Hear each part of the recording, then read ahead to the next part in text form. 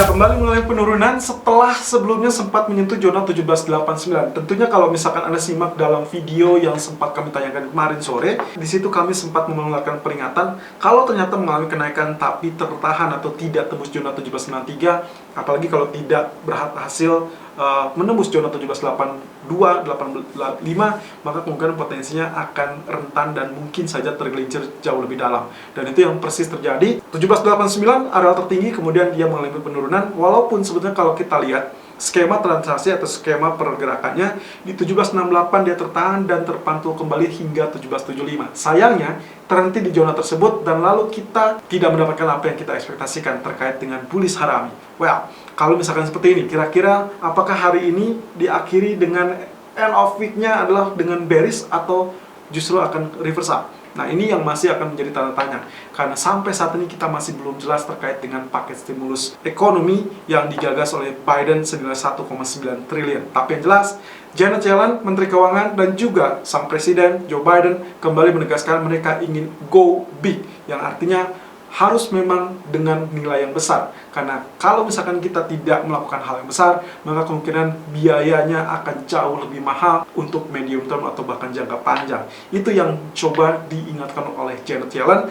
sebagai mantan ketua Fed, yang juga meyakini bahwasanya kondisi saat ini sudah seharusnya berani untuk melakukan hal yang lebih besar. Jadi momentum kemarin kenaikan gagal dimanfaatkan oleh pasar, lalu kemudian dari data pun kalau kita lihat tidak terlampau bagus sebetulnya, karena tercenderung mix atau soft. Kalau kita lihat dari beberapa data terakhir, memang kita perkirakan jalur tenaga kerja ini atau lapangan pekerjaan ini cenderung carut-marut atau let's say tidak stabil.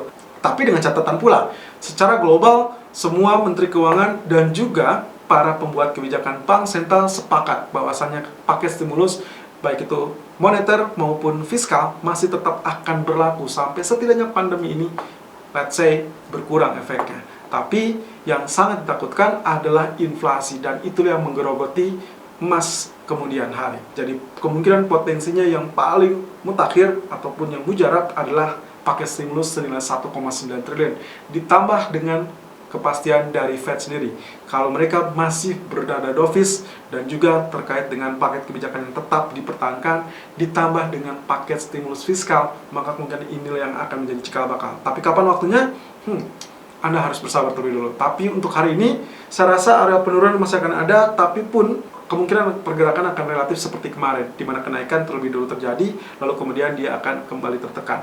Tapi kalau dilihat dari DXY-nya atau US dollarnya, justru kita mendapati US dollar pun mengalami pelemahan. So, kemana uang itu berlari? Technical View, 19 Februari 2021. Irfan untuk Agrodan. Technical Outlook 19 Februari 2021 jam 11.50 waktu Indonesia bagian Barat, dengan DXY atau indeks dolar kembali mengalami keterpurukan atau pelemahan. Oke, meskipun ini sebetulnya tidak terlalu terpuruk ya, tapi setidaknya harapan terkait dengan head and shoulder yang mungkin saja muncul di daily chart seperti apa yang sempat kita ulas kemarin itu ada mendekati kenyataan. Ya, kenapa? Karena area kenaikan kemarin terhenti, lalu kemudian di hari kemarin ini justru membentuk bearish candle. Dan kalau kita lihat dari pola penurunannya, dia jauh lebih dalam dari candlestick yang sempat terjadi tanggal 17 Februari. So, apakah ini bisa diasumsikan bearish engulfing? Mungkin ya. Dan kalau kita lihat dari tendensinya, mungkin saja penurunan ini hanya menutupi areal gap yang terjadi di awal pekan. Karena di tanggal 16 Februari kita lihat di sini candlestick ditutup di area 90.50, sementara di hari Seninnya tanggal 17 Februari itu dibuka di 90.71. Jadi ada gap yang relatif agak lebar di sini ya, meskipun tidak terlalu besar. Tapi kalau misalkan ini diasumsikan menutupi gap, ya kita akan lihat potensi selanjutnya. Otomatis hari ini seharusnya dia akan recover kembali atau bullish kembali. Nah, tapi kalau misalkan ternyata katakanlah ini memang seharusnya sudah mengalami penurunan, berarti apa yang kita harapkan atau ekspektasikan kemarin, skenario terkait head and shoulder bisa terjadi. Anda lihat di sini, kita perkecil ya. 1, 2, 3, 4, 5. Jadi ada hitungan kelimanya. Dan kalau kita lihat dari space kiri dengan tengah, lalu kemudian space kanannya. Nah, berarti otomatis kenaikan yang kemarin terjadi masih terhenti di bawah 50%, yaitu 91.20. Bahkan ini bisa dibilang hampir equal atau hampir sama atau setara dengan ketinggian yang sempat terjadi di bagian kiri. Jadi ini adalah left, head, dan right shoulder. Dengan catatan, tentunya kita akan melihat estimasi tersebut dilihat dari keberhasilan dia menyentuh atau menembus zona neckline. Neckline-nya kurang lebih seperti ini. Kemudian di grafik H4-nya sendiri, ini masih tetap dengan harapan atau ekspektasi terkait dengan head and shoulder. Kemarin juga sudah kita kupas ya. Kalaupun misalkan kenaikan sejauh apa, lalu kemudian kita akan lihat. Sementara kalau misalkan dia tembus 91.60, of course itu berarti gagal. Dan sementara kalau misalkan dia katakanlah mendekati atau bahkan menembus zona 90.15, itu berarti head and shoulder-nya berhasil. Jadi kemarin ternyata terhenti lalu kemudian dia mengalami penurunan. Nah, tentunya ini menjawab pertanyaan buat Anda yang bertanya-tanya, kenapa pagi ini emas turun, sementara kalau Anda lihat sebetulnya bukan hanya emas yang turun, tapi indeks saham dan juga dolar tentunya. Jadi pertanyaannya, real money perginya kemana? Sementara untuk DXY sendiri mengalami pelemahan juga dikarenakan data ekonomi yang tadi malam dimunculkan ternyata relatif soft. Kemudian di grafik H1, kemarin kita menggunakan areal trendline ini untuk membantu juga yang ternyata berhasil tembus. Jadi kita akan lihat potensi pergerakannya, support area 99.99 saya rasa akan menjadi trigger untuk kemungkinan lanjut penurunan apa tidak. Technical view gold 19 Februari 2021 di hari Jumat jam 11:56 waktu Indonesia bagian barat. Areal high 1776.70 dan low 1760.40.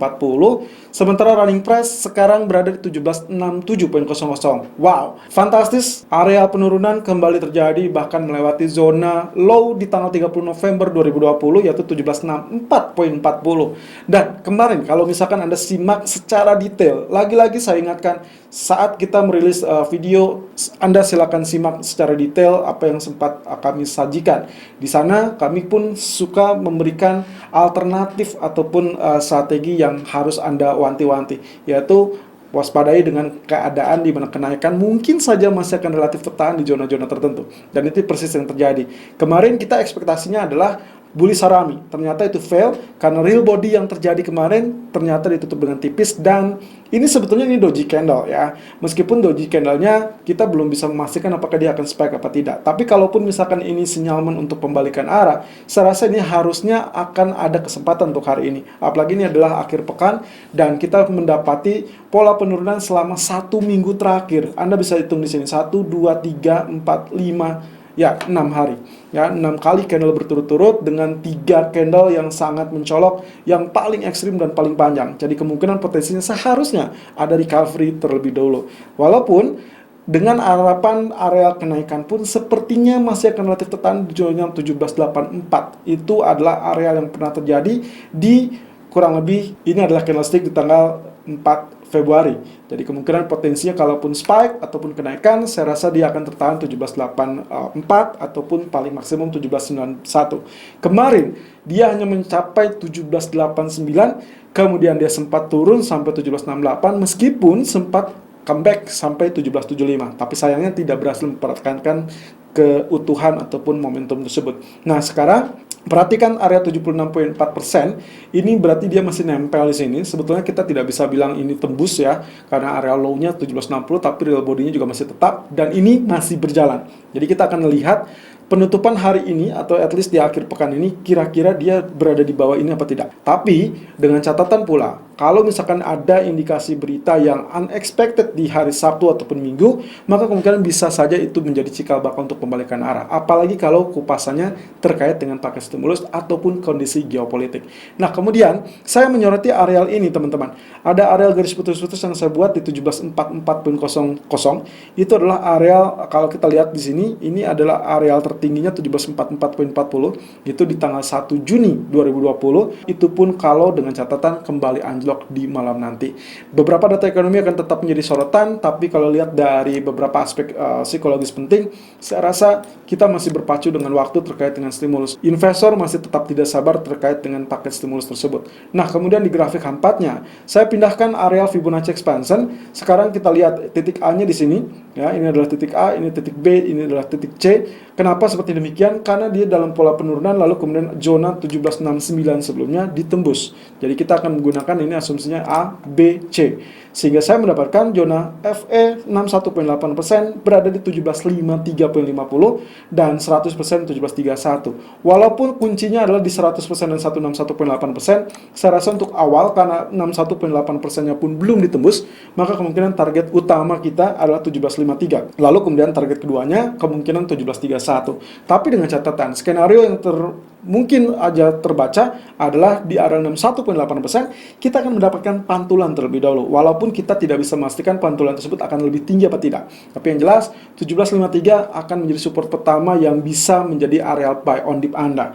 Atau kalau misalkan Anda cukup was-was terkait dengan penurunan yang akan terjadi, maka asumsinya adalah 100% dia baru akan terjadi pantulan sampai at least 1764. Nah, sementara di grafik H1-nya, hal yang sama terjadi karena kemarin kita berpatokan 1769.40, di mana inilah titik A, B, dan C. Sekarang saya menggunakan Fibonacci retracement terlebih dahulu, di mana Fibonacci retracement yang kemarin menggunakan perhitungan dari area 1825 sampai 1769. Yang ternyata kalau kita tarik seperti demikian, area 38,2% atau sedikit di bawahnya itu ternyata menjadi tameng yang cukup ampuh, di mana dia kenaikan hanya mencapai 1789, sementara 38,2%-nya berada di 1790. Kemudian apa yang terjadi? Dia anjlok dan tembus 1769. Padahal tadinya ekspektasi kita di sini bisa menjadi area double bottom, tapi sayangnya itu gagal, sehingga saya melanjutkannya dengan Fibonacci expansion yang saya tarik dari titik A-nya di sini 1825, lalu titik B-nya ada 1769 dan titik C-nya berada di 1789. Jadi saya mendapatkan